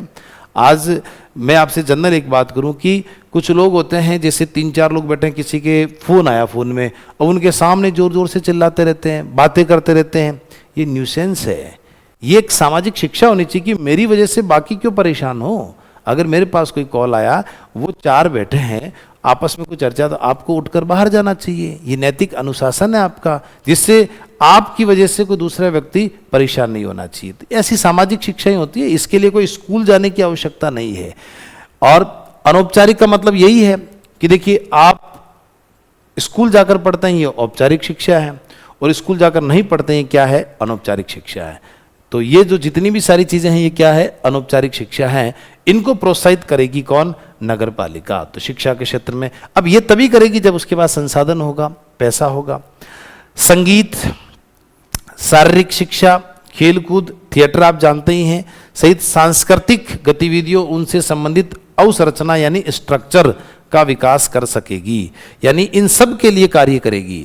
अब मुझे बताने की इतनी आवश्यकता होनी नहीं, आप जानते हैं संगीत, शारीरिक शिक्षा, फिजिकल के लिए एजुकेशन देना, खेल कूद, थिएटर, इन सब गतिविधियों के लिए स्ट्रक्चर बनाएगी, इनको डेवलप करेगी शहर में। जब ये सारी चीज़ें होगी तभी तो अच्छे से बच्चे खेल पाएंगे, संगीत के लिए कुछ सीख पाएंगे, थिएटर होंगे तो अच्छी मूवी देख पाएंगे। नगरीय जीवन में विज्ञान, ये इम्पोर्टेंट है, विज्ञान जीवन में, नगरीय जीवन में विज्ञान प्रौद्योगिकी वृद्धि कर सकेगी, मोस्ट इम्पोर्टेंट। अब नगरीय जीवन में विज्ञान प्रौद्योगिकी को अभिवृद्धि का मतलब क्या? जैसे आप और हम अभी नगर में रहते हैं, शहर में रहते हैं, इसमें विज्ञान प्रौद्योगिकी क्या है? इसका मतलब यह है कि जैसे आज शाम को हमारे पास मोबाइल में सबके पास मैसेज आ गया कि कल 11 बजे भूकंप आने की संभावना है। यह है टेक्नोलॉजी, कि आप अपने शहर में रहने वाले नागरिकों को टेक्नोलॉजी से जोड़ें। तो इसलिए लोगों को पता कि कल मैसेज आए 11 बजे भूकंप आने की संभावना है, तो लोग अपने घरों से बाहर आ सकते हैं ताकि उनके जीवन की रक्षा हो सके। यह है, तो अपने शहर में नगरपालिका ऐसी टेक्नोलॉजी विकसित करे जिससे आने वाले कुछ न कुछ, जैसे तूफान आ रहा है, मौसम बहुत ज़्यादा खराब, जैसे आजकल मौसम का तो सबके पास अलर्ट आता है कि फलाने ज़िले में बारिश का अलर्ट है, तूफान आने वाला है, तेज़ बारिश हो सकती है, बिजली कड़क सकती है, तो लोगों को पता रहता कि ये क्या है। ये तो विज्ञान प्रौद्योगिकी तकनीक है नागरिक के लिए, कि आप कहाँ बैठे हैं, आपको किसी से पूछने की जरूरत नहीं, तुरंत आपके पास मैसेज आया कि अच्छा आज बारिश होने की संभावना है, आज बिजली कड़क सकती है, तो आज मुझे घर से बाहर नहीं जाना है शाम के समय, आज मौसम खराब रहेगा। ये आपके पास पहले से जानकारी है। यही है नगरीय जीवन में विज्ञान और प्रौद्योगिकी अभिवृद्धि विकसित करना, ठीक है ना। और सबसे ज्यादा है भूकंप का, कि इसकी जानकारी देना, जिससे लोग अपने कम से कम 11 बजे का बोला है तो भैया 10 बजे घर से बाहर निकल जाओ। कुछ नहीं कर सकता कोई, नेचुरल प्रकृति है, आएगा जो आएगा। अब मान लीजिए इनके पास कोई ऐसी टेक्नोलॉजी जिससे अंदाज लगा है कि ऐसी संभावना हो सकती है। नगर पालिका पत्रिकाओं, नियतकालिक प्रकाशनों एवं ये इंपॉर्टेंट करना आपको है ना, ये जो विज्ञान प्रौद्योगिकी है ये मोस्ट इंपॉर्टेंट है। लेकिन ये तभी हो पाएगा जब पैसा बहुत ज़्यादा लगता है टेक्नोलॉजी के अंदर। और नगरपालिका पत्रिकाओं, नियतकालिक प्रकाशनों एवं स्मारिकाओं का प्रकाशन और पुस्तकों का क्रय विक्रय कर सकेगी। नगर पालिकाएं अपनी खुद की पत्रिका निकाल सकती है, हर मासिक निकाल सकती है, वार्षिक निकाल सकती है कि हमने एक साल में कितना कितना काम किया या एक महीने में कितना कितना काम किया। और उसके लिए कोई भी स्मारक जो अच्छी अच्छी चीज़ें उन्होंने की है, जिसके लिए एक मेमोरी बन सकती है, उनकी फ़ोटो छापकर और उन किताबों को बेच सकती है, क्रय कर सकती है, और अच्छी अच्छी किताबें खरीदेगी और फिर उनको कहाँ रखाएगी? पुस्तकालय में रखाएगी ताकि लोग आकर पढ़ सकें। ये भी कर सकती है नगर पालिका। पत्र पत्रिकाओं का ग्राहकी ग्रहण कर सकेगी, है ना, तो उनसे उनको खरीद भी सकती है, बेच भी सकती है ना, नई नई अच्छी किताबें खरीद के पुस्तकालय में लगा सकती है। समुचित रीति से मूर्तियों, चित्रों और कलाकृतियों की स्थापना कर सकेगी। मतलब कोई रास्ते पर महात्मा गांधी की क्या लगा दी? मूर्ति लगा दी, और उसके अलावा सुभाष चंद्र बोस की मूर्ति लगा दी। हम देखते हैं ना शहरों के अंदर बड़े बड़े, लाल बहादुर शास्त्री की मूर्ति लगी हुई है, जवाहरलाल नेहरू की। ये मूर्तियां कौन लगाएगी? नगर पालिका। चित्र का मतलब ये है कुछ अच्छे अच्छे उनके चित्र बना दिए, चाहे वो हॉस्पिटल हो, स्कूल हो, कलेक्ट्रेट हो, उन पर बड़े बड़े चित्र, है ना, और होर्डिंग बनाए जा सकते हैं, उनके माध्यम से उनकी तस्वीरें लगाई जा सकती है। कुछ कलाकृतियाँ अच्छी अच्छी जो स्कूल, गवर्नमेंट जितनी बिल्डिंग है उस पर शानदार तरीके से पेंटिंग की जा सकती है। जैसे भारत में प्रथम महिलाएं जिन्होंने अच्छे कार्य किए, जैसे मदर टेरेसा की चित्र बना दिया, इंदिरा गांधी का बना दिया, प्रथम राष्ट्रपति प्रतिभा पाटिल का बना दिया, कल्पना चावला का जो अंतरिक्ष में गई उनका बना दिया। ये क्या है? कलाकृतियां हैं, इनकी स्थापना कर सकेगी। और कला दीर्घाओं और वनस्पति, कला दीर्घाओं तथा वनस्पति प्राणी संग्रहों की क्या करना? स्थापना करना। तो प्राणी संग्रह, वनस्पति का मतलब ये है कि कुछ ऐसे पार्क बना देना, जू पार्क बना देना जिसमें अलग अलग वनस्पतियां उगा सके। प्राणी संग्रह, जू पार्क में आप जानते ही हो अलग अलग प्रकार के जीव रख सकते हैं, उनके रख रखाव करेगी। ऐतिहासिक, अगला देखिए, ऐतिहासिक, कलात्मक एवं अन्य महत्वपूर्ण स्थलों, स्मारकों का संरक्षण एवं रखरखाव कर सके। ऐतिहासिक, कलात्मक, अन्य महत्वपूर्ण स्थलों, स्मारकों को आप जानते ही हो, कोई किला है, ठीक है ना, स्मारक है, कोई म्यूजियम बना दिया और पुरानी चीज़ें जिसमें रखी जाती है, और आगामी वर्तमान की चीज़ें भी उसमें रखी जा सकती है, तो इनका रख रखाव करना। उसके अलावा तथा सार्वजनिक पुस्तकालय, आपको पता ही है जैसे पुराने ज़माने में जैसे होता है ना, गोल टेबल होती है, चारों तरफ लोग आकर बैठ जाते हैं, उसको सार्वजनिक पुस्तकालय कहते हैं। संग्रहालय आप जानते हो, म्यूजियम जो भी मैंने बताया आपको कि म्यूजियम होता है, जैसे पुरानी तलवारें, जो राजे महाराजों के बर्तन वगैरह हैं, खाट है, उनके कपड़े हैं, लोग उनको देखना आते हैं, उससे पर्यटन को बढ़ावा मिलता है। वर्तमान का भी बनाया जा सकता है कि भाई देखो वर्तमान में क्या क्या चीज़ें चल रही है टेक्नोलॉजी के, तो ऐसे म्यूजियम तो लोग उनको।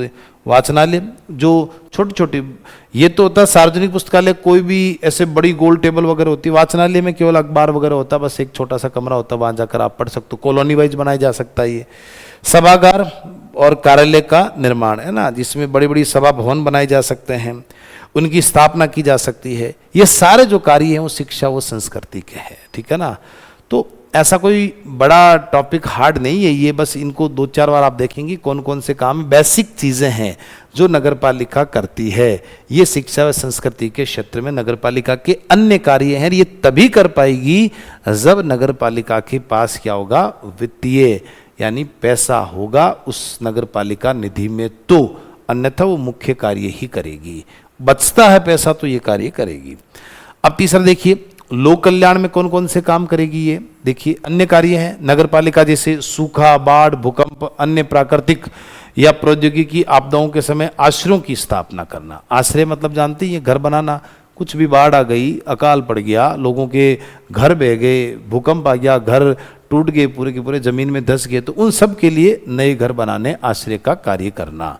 और रख रखाव तथा प्रभावित व्यक्तियों के लिए राहत कार्य। राहत कार्य मतलब कोई फंस गया है बेचारा बाढ़ के अंदर, तो उसको बचाने के लिए रेस्क्यू ऑपरेशन करना, उसके लिए वो अपने कर्मचारी रखती है, ये कर सकती है। अस्पताल और औषधालय, जहाँ आयुर्वेदिक चीज़ें मिलती है वो औषधालय हो गया। और आश्रय गृह है ना, जहाँ जो और लोग रहते हैं जो परेशान हैं उनके लिए आश्रय गृह बना दिए, जो वृद्ध आश्रम जो होते हैं। प्रसूति गृह हैं जहाँ डिलीवरियाँ होती है। बाल कल्याण केंद्रों का क्या करना, छोटे छोटे बच्चे जिनके माता पिता नहीं होते, उनके बेचारे अनाथ होते, रोडों पर घूमते रहते, उनके बाल कल्याण बनाना। ये सारे बनाना, इनका निर्माण भी करना, इनका रख रखाव भी करना और सहायता भी उनको प्रदान करना। ऐसा नहीं कि केवल वृद्धाश्रम बना दिया और वहाँ फिर कोई गया ही नहीं, तो फिर रोटी कैसे खाएंगे वो। बाल कल्याण बच्चे रहेंगे तो वो खाना कैसे खाएंगे, कपड़े कैसे पहनेंगे, ये सहायता भी आपको करनी पड़ेगी। आगे देखिएगा, बेघरों के लिए आश्रय की व्यवस्था करना। वही है बेघर जो सड़कों पर भिखारी की तरह भीख मांगते रहते हैं, रात को सड़कों पर सोते रहते हैं। कई लोग कहते हैं ना कि गाड़ी आई कुचल के चली गई, है ना, लावारिस लोग जो सड़कों पर सो रहे हैं, तो उन बेघरों के लिए कुछ न कुछ आश्रय, रैन बसेरा, जिनको शहरों में कहते हैं रैन बसेरा, कि आप सर्दी के मौसम में ठिठुरते रहते हैं वो, तो उनके लिए ठहरने की व्यवस्था, उसको रैन बसेरा कहते हैं।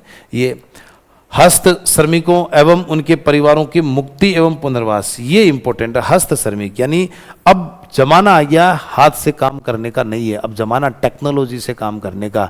तो जो हाथों से काम होते हैं, हस्त श्रमिक हैं, अब उनकी जगह टेक्नोलॉजी का आपके शहर में उन्हीं कार्यों करने के लिए टेक्नोलॉजी को आप लेकर आइए और इनको इन कार्य से मुक्त करिए। अब आप बोलोगे साहब इनके कार्य से मुक्त कर दिए तो बेरोजगार हो गया, तो उनको भी काम वो सिखाइए, आप वो काम उनको सिखाइए, उनके लिए उनका पुनर्वास करिए, उनके घर बनाइए, उनको कुछ रोजगार के लिए और अवसर उपलब्ध करवाइए। जीवन भर क्या मतलब आप झाड़ू बनाने का ही काम करते रहोगे क्या, तो उससे क्या डेवलपमेंट कर सकते हो। उसके लिए मशीन से झाड़ू बनाइए, हाथ का काम खत्म करिए, उनको कोई अच्छा रोजगार दीजिए, वो मशीन चलाना उनको सिखाइए, उनके घर बना के दीजिए, आश्रय बना के दीजिए, ताकि लोगों का विकास हो। तो ये इंपॉर्टेंट है, थोड़ा सा इसको आप विशेष करके ध्यान रखें। जहां मैं थोड़ा सा बता रहा हूं आपको, इन चीजों को विशेष करके ध्यान रखना। इसके अलावा सामुदायिक कल्याण हेतु स्वैच्छिक श्रम की व्यवस्था करना। सामुदायिक कल्याण, स्वैच्छिक श्रम, सुबह सुबह जाना है ना, और पौधों को पानी पिला के आना, यही तो स्वैच्छिक श्रम है।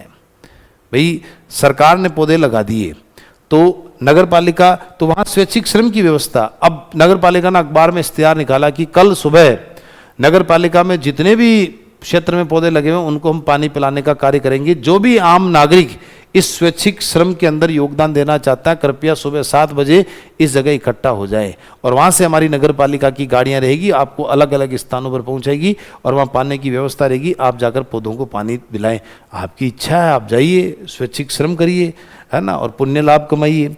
स्वैच्छिक संगठन जो एनजीओ वगैरह होते हैं उनकी गतिविधियों को समन्वय करना, एनजीओ को भी सपोर्ट करना कि आप भी अच्छा कार्य करो, तथा लोक कल्याण से संबंधित महत्वपूर्ण सूचनाओं के प्रसार हेतु अभियान। लोक कल्याण के लिए, पब्लिक के लिए, कल्याण के लिए कोई भी अगर योजना है उसके प्रसार के लिए घर घर तक वो योजनाएं सरकार की, जैसे इंदिरा रसोई योजना, अभी ऐसी योजना है जिससे गरीबों को भोजन मिल सकता है। शहरी रोजगार गारंटी योजना, ये लोगों को रोजगार मिल सकता है। इसके लिए ऐसे कल्याण हेतु इनकी सूचनाएं घर घर तक पहुंचाना, लोगों को पता होना चाहिए कि सरकार शहरों के अंदर रोजगार की व्यवस्था कर रही है। आपके लिए जो रसोई की व्यवस्था है, इस योजना के तहत माध्यम से आप आराम से भोजन कर सकते हैं। अब इन योजनाओं के नाम बदलते रहते हैं समय समय पर। देखिए, सामुदायिक संबंधों के क्षेत्र में, सामुदायिक संबंध का मतलब क्या है कि नगर पालिका विशिष्ट व्यक्तियों को नागरिक सम्मान प्रदान करेगी। जो शहर का कोई व्यक्ति है, कोई अच्छा कार्य करता है, अच्छा सामाजिक कल्याण का कार्य, जैसे आपके शहर का कोई व्यक्ति है, उसने क्रिकेट में अच्छा नाम किया है, चलो भारत देश में राष्ट्रपति वगैरह तो उसको सम्मानित करते हैं, लेकिन नगर पालिका जब वो शहर में आए तो उसका स्वागत करें। नगर पालिका का अध्यक्ष, सीओ, जो ईओ है, जो उसका स्वागत करें, उसके लिए पूरे शहर में उसकी रैली निकालें, ये विशेष सम्मान है, ठीक है ना। तथा ख्याति प्राप्त व्यक्तियों के निधन पर श्रद्धांजलि अर्पित करना, कि आपका कोई शहर है, वहाँ का कोई बड़ा नेता है, ठीक है ना, और भारत सरकार में मंत्री है, राज्य सरकार में मंत्री या प्रधानमंत्री, मुख्यमंत्री, XYZ कोई ख्याति प्राप्त बड़ा नेता है, जब उसकी डेथ होगी तो नगर पालिका अपने क्षेत्र में उसके लिए श्रद्धांजलि सभा रखेगी। और मेले प्रदर्शनियों की व्यवस्था प्रबंधन करना। मेले आप जानते ही हो, जगह समय समय पर शहरों के अंदर एक मेले लगते हैं जहाँ पर एक ही जगह पर अनेक प्रकार का घर का सारा आइटम मिल जाता है। ऐसे मेले प्रदर्शनियों की व्यवस्था, उनका मैनेजमेंट, ताकि वहाँ लोग आसानी से आ सके, जा सके, उनको कोई परेशानी नहीं हो, पाने की व्यवस्था हो, अस्थायी वहाँ पर टॉयलेट की व्यवस्था हो, साफ सफाई की व्यवस्था हो, पुलिस की वहाँ व्यवस्था हो, पानी पीने की वहाँ व्यवस्था हो, ये मैनेजमेंट का तरीका। लोकहित से संबंधित सूचनाओं का प्रसार करना, वही सरकार की कुछ भी कोई अच्छी सी योजनाएं हैं उनका क्या करना, प्रसार करना। अब देखिए प्यारे विद्यार्थियों, जो हमने धारा 46 के तहत जो हमने ये काम पढ़े, तो ये पैराग्राफ में पढ़े, बड़े एकदम विचित्र के रूप में पूरा डिटेल हमने एक एक क्लू जो एक्ट में लिखा हुआ तो हमने सब जाना। अब इसको हम क्या करते हैं, वापस रिवाइज करते हैं, एक एक पॉइंट को जो आपने पढ़ा है उसी को ही हम एक वन शॉट में एक PDF के माध्यम से हम इसको क्या करेंगे, रिवीजन करेंगे एक एक शब्दों को, जिससे आपको क्या क्या कि वही चीज, इतने सारे काम थे वो वन वर्ड में आपको अच्छे से क्या आ सकते हैं, समझ में आ सकते हैं। तो देखिए, धारा 46 के तहत जो नगर पालिका के अन्य कार्य दिए गए हैं, उन कार्यों में पहला कौन सा आता है, पर्यावरण संरक्षण का आता है, जिसमें बंजर भूमियों को क्या बनाना है, उपजाऊ बनाना, जिसमें पौधे लगाना है, और उसके अलावा वहाँ पर पानी की व्यवस्था करना है, तो ये उपजाऊ बनाना। सामाजिक वानिकी को, यानी जगह जगह वहाँ पर पौधे लगाने का काम करना है पूरी नगर पालिका क्षेत्र में। जन भागीदारी से हरियाली, पौधे, सब्जी, वृक्ष, इनको बढ़ाने का काम करना। पुष्प प्रदर्शनियों, फूल उगाने को बढ़ावा देना, जगह जगह पुष्प प्रदर्शनियाँ लगाना है, फूलों की खेती जगह जगह हो, है ना, उसको बढ़ावा देने के लिए कार्य करना है। प्रदूषण निवारण के उपाय करना, जिसमें जल प्रदूषण को रोकना है, वायु प्रदूषण को रोकना है, इसको रोकने के लिए, वायु प्रदूषण को रोकने के लिए अच्छे ज़्यादा से ज़्यादा पौधे लगाएं। जल प्रदूषण को रोकने के लिए पानी की शहर से निकासी की ठीक व्यवस्था हो, फिर ऐसे आप दवाई उसमें डालें जिससे वो उसमें कीटाणु खत्म हो सके, ताकि ज़मीन में अगर वो पानी जाए जिससे वो प्रदूषित ना रहे, ज़मीन के पानी को प्रदूषित ना करे। लोक स्वास्थ्य एवं स्वच्छता, जिसमें जन टीकाकरण करना, जैसे कोविड-19 की बीमारी आ गई, उसमें लोगों के क्या लगाना है, टीका लगाना है, ठीक है ना। अस्वास्थ्यकर क्षेत्रों, ऐसे क्षेत्र का उद्धार करना कि ऐसे क्षेत्र जहां पर, ऐसे परिसर जहां पर बहुत ज़्यादा कचरा है, जहां पर अस्वास्थ्यकर है, जिससे उस एरिया से अगर लोग गुजरते हैं तो उनके स्वास्थ्य पर प्रतिकूल प्रभाव पड़ सकता है, तो ऐसे एरिया पर वहां पर पूरा का पूरा रोक लगाना और उनकी साफ सफाई करके उस एरिया का क्या करना, उद्धार करना। उसके अलावा सभी प्रकार के सार्वजनिक जल स्रोतों का रखरखाव करना, जैसे शहर में कोई पुरानी बावड़ी है, कुआं है, तालाब है, तो उनमें मान लीजिए बहुत लंबे समय से पानी भरा हुआ है, मच्छर पनप रहे हैं, कई लोगों ने वहाँ गंदगी फैला दी है जिसके कारण वहाँ अनेक प्रकार के जीव वहाँ पर उत्पन्न हो रहे हैं। तो उनको बिल्कुल साफ सफाई करा के उसमें स्वच्छ पानी डालकर उनका उद्धार करना है। लोक स्वास्थ्य हेतु जन चेतना, लोगों के पास स्वास्थ्य में सुधार करने हेतु लोगों में एक जन चेतना के लिए जगह जगह सेमिनार आयोजित कराना है, ताकि लोगों को बताएं कि गलत जगह कचरा, हर जगह आपको कचरा नहीं फेंकना है, आपको गलतियां नहीं करनी है, इससे बीमारियां फैल सकती है। घर के बाहर जो कचरे के लिए आपके पास गाड़ी आती है उसी में ही आपको क्या डालना है, कचरा डालना है। तीसरा है शिक्षा और संस्कृति, जिसमें नागरिक शिक्षा, जिसमें कोई लोग पढ़े लिखे नहीं हैं लेकिन एज ए नागरिक उनको शिक्षा दी जाए, घर घर उनके लिए वॉलेंटियर्स भेजे जाएं। कुछ अच्छे व्यक्ति हैं जो समाज सेवा करना चाहते हैं, तो सर्विस में आने के बाद उनको अपॉइंट कर दिया वॉलेंटियर्स के रूप में कि आप इस क्षेत्र में जाएंगे, लोगों को वहाँ पर एजुकेशन के बारे में थोड़ी सी आप जानकारी देंगे, उनको नाम लिखाना सिखाएंगे। जैसे महिलाएं हैं उनको नाम लिखाना, पढ़ना सिखाना, जिसके माध्यम से वो अखबार पढ़ सकती है, सरकार की योजनाओं को वो जान सकती है। उसके अलावा प्रौढ़ शिक्षा, जो बुजुर्ग हैं उनकी शिक्षा के लिए अनौपचारिक शिक्षा। देखिए औपचारिक शिक्षा स्कूल की होती है, जो स्कूल में जाकर हम सीखते हैं वो औपचारिक है, जो स्कूल में जाकर नहीं सीखते वो अनौपचारिक शिक्षा है, जिसमें सामाजिक शिक्षा आती है, जिसमें आप कहीं भी बैठे हैं तो सबके सामने फ़ोन पर आपको बात नहीं करनी है। ये अनौपचारिक शिक्षा, कैसे बड़ों से बात करनी है, एक बात करने का एक तरीका होना चाहिए, भाषा शैली में आपके सुधार होना चाहिए, अनुशासन आपके जीवन में आना चाहिए। ये एक अनौपचारिक शिक्षा, जो कोई स्कूल जाना जरूरी नहीं है, ये सामान्यतः समाज में रहते हुए भी ऐसी शिक्षाओं को सीखा जा सकता है। संगीत, खेलकूद, सांस्कृतिक गतिविधियों हेतु अवसंरचना स्ट्रक्चर को प्रोन्नति करना, अपने नगरपालिका क्षेत्र में संगीत को बढ़ावा देना, खेलकूद को बढ़ावा देना, सांस्कृतिक जितनी भी गतिविधियां हैं जैसे कला संस्कृति है हमारे स्टेट की, उनको बढ़ावा देना, हमारा जो फोक डांस है उसको बढ़ावा देना, इसके लिए स्ट्रक्चर बनाना, उनको प्रोन्नति, उनको बढ़ावा देने का काम करना। प्रमोशन, नगरीय जीवन में विज्ञान प्रौद्योगिकी को बढ़ावा देना, ये सबसे ज़्यादा महत्वपूर्ण है। जैसे आप यूँ समझिए कि कल 11 बजे भूकंप आने वाला है, आज शाम को ही आपके पास मोबाइल में मैसेज आ गया, यह है नगरीय जीवन में विज्ञान प्रौद्योगिकी को बढ़ाना। यानी आपको पहले से ही पता चल गया इस टेक्नोलॉजी के माध्यम से, तो आपके नगरपालिका क्षेत्र में वो टेक्नोलॉजी लगी हुई होनी चाहिए जिससे आपको पता चले कि कल 11 बजे भूकंप आएगा, लोग अपने घरों से क्या आ सकते हैं बाहर, आज बारिश आने वाली है, आंधी आने वाली या तूफान आने वाला है, बिजली गिरने वाली है, तो उसका पहले से ही मोबाइल में समाचार आता, तो लोग अवेयर रहते हैं, घर से बाहर नहीं निकलते हैं। तो ये विज्ञान प्रौद्योगिकी है, हमारे नगरीय जीवन में हर व्यक्ति के पास मैसेज जाए, ऐसी टेक्नोलॉजी नगरपालिका डेवलप करें। नगरपालिका पत्रिकाओं, नगरपालिकाओं का प्रकाशन करना, स्मारिकाओं का प्रकाशन करना, जो नगरपालिका की जो एक हो सकता सालाना निकालें, वार्षिक निकालें, 6 माही निकालें, जो उन्होंने अच्छे कार्य किए वो स्मारिका निकालें, उनमें उनके चित्र अंकित करें, जिससे उनको ये पब्लिक को ये बता सके कि हमने एक साल में कितने अच्छे अच्छे कार्य किए हैं। पुस्तकें, समाचार पत्रों का ग्राहक बनना, अच्छी अच्छी पुस्तकें, समाचार पत्र खरीदना, फिर लाइब्रेरियों के अंदर रखना जिससे लोग पढ़ सकें। मूर्तियाँ, चित्र और तस्वीरें स्थापित करना, बड़े बड़े नेताओं की, जो हमारे समाज सुधारक है दयानंद सरस्वती, स्वामी विवेकानंद, इनकी जगह जगह शहरों में मूर्तियाँ लगाना। बड़े नेता जिसमें मान लीजिए महात्मा गांधी है, जवाहरलाल नेहरू हैं, जो हमारे सरदार वल्लभ भाई पटेल, उनकी मूर्तियाँ लगाना, उनके चित्र बनवाना, जो सरकारी बिल्डिंगें हैं, तस्वीरें उनकी जगह जगह सरकारी ऑफिसों में उनकी स्थापित करवाना। उसके अलावा वानस्पतिक और जंतु संग्रह जो है उनकी व्यवस्था करना, अलग अलग प्रकार की वनस्पतियाँ लगाना, पार्क में वनस्पतियाँ लगनी चाहिए। जंतुओं का संग्रह के लिए आप जू पार्क खोल सकते हैं नगर पालिका, ताकि लोग वहाँ पर आएँ और वहाँ पर अनेक प्रकार के जंतुओं को देख सकें और इससे पर्यटन को बढ़ावा मिले।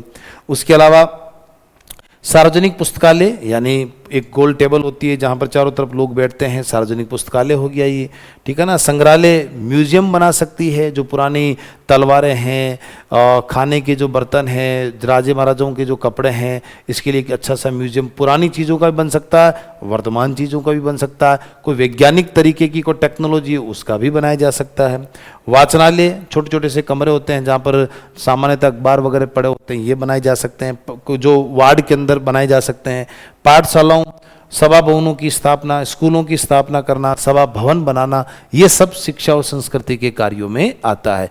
ये तभी हो पाएंगे जब उनके पास पैसा है, वरना वो मुख्य कार्य ही करेगी। उसके अलावा लोक कल्याण, आपातकाल में नगर पालिका क्षेत्र में, आपातकाल का मतलब जैसे हमने पढ़ा था बाढ़, है ना, सूखा, तो वो सब किस में हो गया, आपातकाल। जो हमने डिटेल पढ़ा उसको ही हमने वन वर्ड में समरी के अंदर लिया है कि जैसे बाढ़ हो गया, सूखा हो गया। आपातकाल का मतलब देश की इमरजेंसी की बात नहीं चल रही है। आपातकाल का मतलब अचानक प्रकृति ने कुछ ऐसा कोई रूप अपना लिया जिससे स्थिति साधारण से विचित्र हो चुकी है, तो उस दौरान बाढ़ में, सूखे में वहाँ पर नगर पालिका रेस्क्यू ऑपरेशन करके राहत कार्य करेगी। अस्पताल, आश्रय, है ना, उद्धार गृह, प्रसूति गृह, बाल कल्याण केंद्र का निर्माण और रखरखाव, तो अस्पताल खोलेगी, निर्माण भी करेगी, उनका रखरखाव भी करेगी।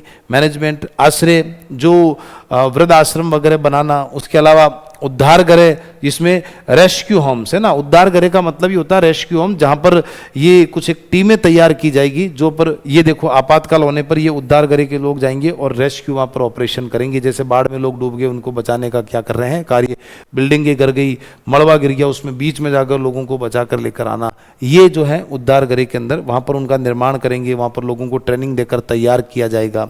उसके अलावा छोटे छोटे बच्चे हैं, उनको रखने का काम, जो अनाथ बच्चे होते हैं।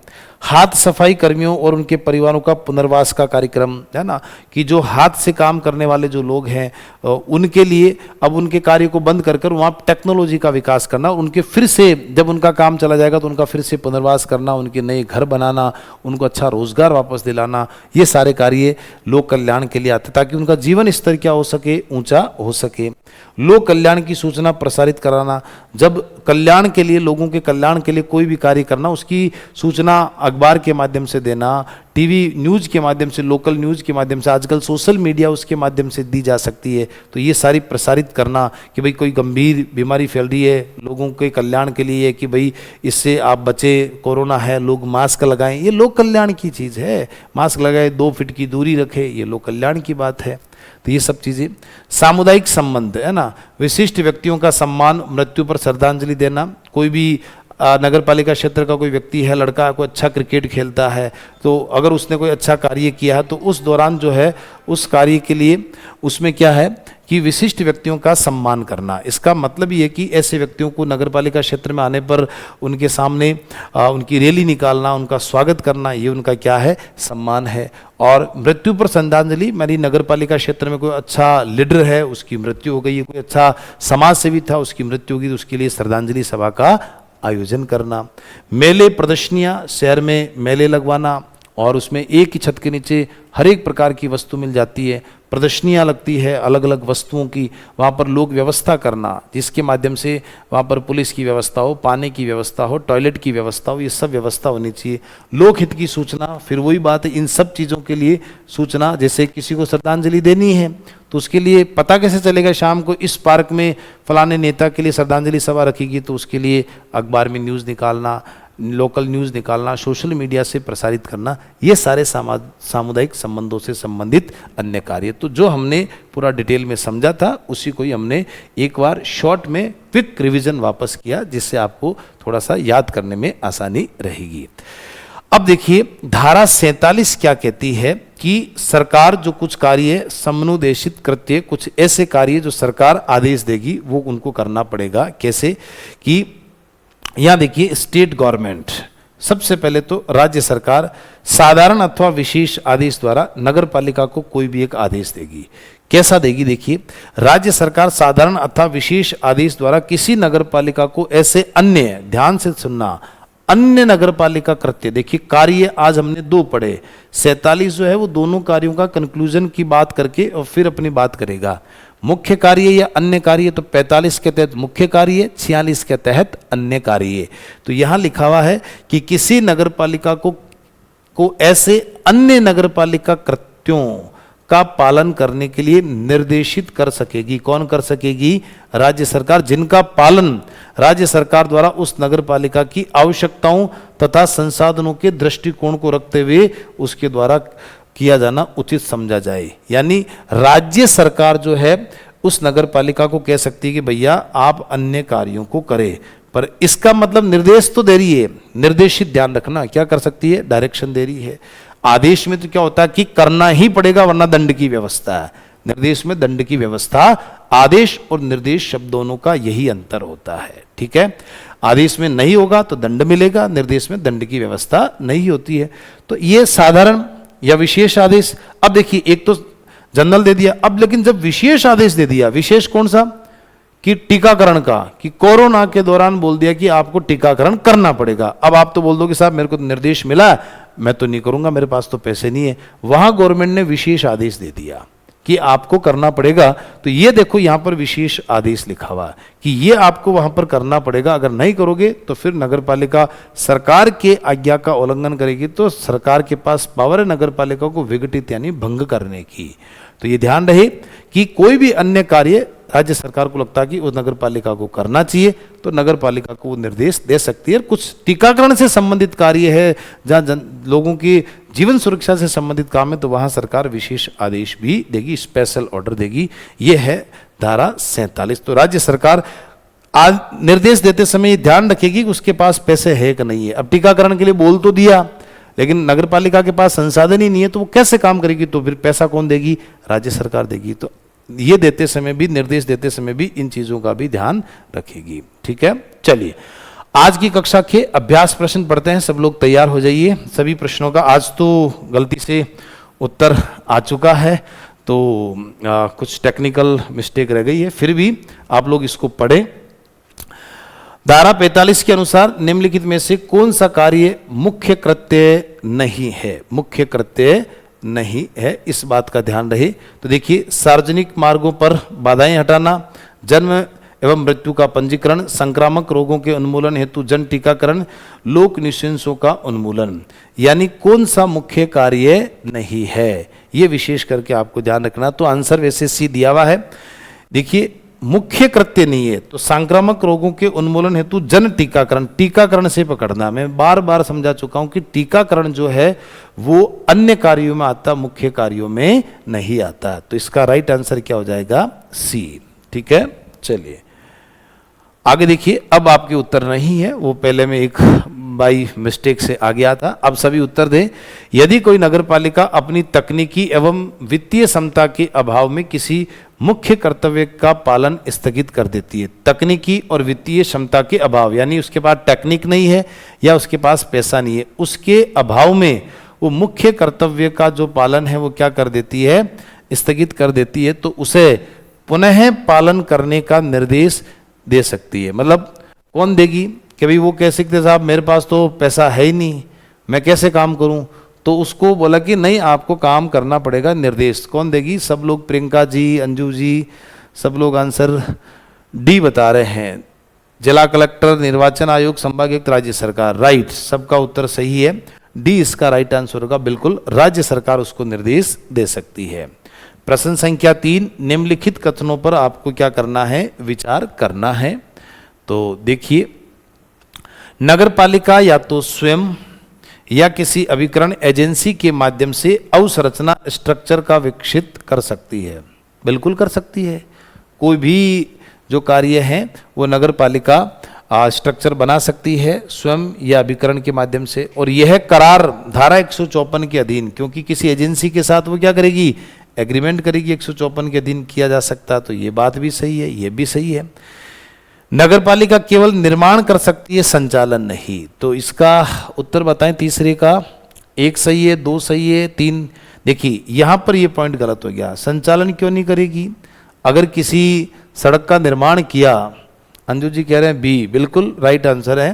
तो सरिता जी कह रहे हैं 1 2 3, नहीं सरिता जी, देखिए तीसरे में आपको ये बिंदु काटना है, संचालन नहीं करेगी, गलत पॉइंट हो गया ना ये तो, क्योंकि संचालन तो करना ही पड़ेगा ना। अगर आपने निर्माण किया है तो आप उसका संचालन भी करेंगे, उसका मैनेजमेंट भी देखेंगे, वरना तो फिर कोई मत। आपने सड़क बनाई और वो जो सड़क के लिए ठेकेदार को आपने जैसे 154 के तहत आपने एग्रीमेंट किया मेरे साथ, आप नगरपालिका मेरे साथ एग्रीमेंट किया, आप नगरपालिका के ईओ हैं, आपने मेरे साथ एग्रीमेंट किया सर सड़क बनाइए।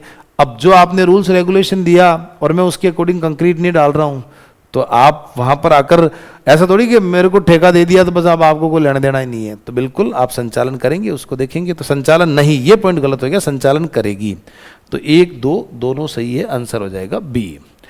नेक्स्ट देखिएगा, निम्नलिखित में से कौन सा शिक्षा एवं संस्कृति के अंतर्गत नहीं आता है? जो हमने काम देखे उसमें से अब छंटनी करनी है कि शिक्षा और संस्कृति के अंतर्गत कौन सा काम नहीं आएगा।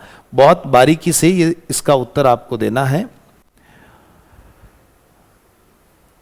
माधव जी कह रहे हैं डी। देखते हैं, नगरपालिका पत्रिकाओं का प्रकाशन, ये तो आता है।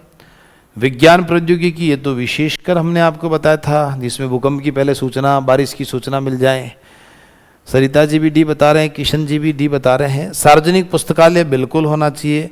बेघरों के लिए आश्रय, ये नहीं आएगा इसमें, है ना, तो बिल्कुल राइट आंसर क्या हो जाएगा? डी हो गया। नेक्स्ट, धारा जो 47 जो है, धारा 47 के अनुसार राज्य सरकार नगर पालिका को अतिरिक्त कृत्य यानी सौंपते समय किन बातों को ध्यान में रखेगी? नगर पालिका को कोई भी अन्य कार्य अगर सौंपेगी तो किन बातों का ध्यान रखेगी, ये आपको बताना है। आवश्यकताएं, संसाधन या नगर पालिका की जनसंख्या, क्या सही होगा इसका? प्रियंका जी कह रहे हैं, अंजू जी कह रहे हैं सी 2, 3। सरिता जी कह रहे हैं बी। देखिए संसाधन तो होना ही चाहिए और जितनी उसको आवश्यकता उतने उसको पैसे भी देने पड़ेंगे, तो आवश्यकता भी होगा और संसाधन भी होगा, जनसंख्या नहीं होगा। ये पॉइंट तो पहले ही कट हो रहा है, तो इसलिए 1 और 2 सही होगा। इसका आंसर होगा बी। बी इसका राइट आंसर होगा। अभी अभी हमने धारा 47 में यही तो बात हमने पढ़ी थी कि अन्य कृत्य को, देखिए मैं आपको एक बार फिर दिखाने का प्रयास करूंगा। देखिए सवाल हमने कहां से बनाया है, देखिए यहां से बनाया, ये धारा 47।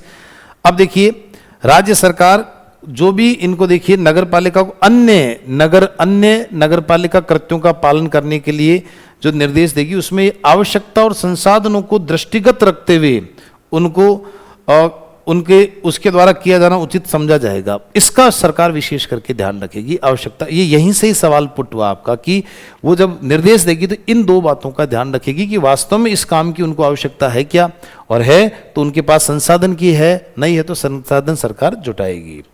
नेक्स्ट देखिएगा, इसमें क्वेश्चन नंबर हमारा 5 हो गया। अब अंतिम सवाल आज का, सवाल नंबर 6 जी। इसका बहुत बारीकी से आप पढ़ के उत्तर दें।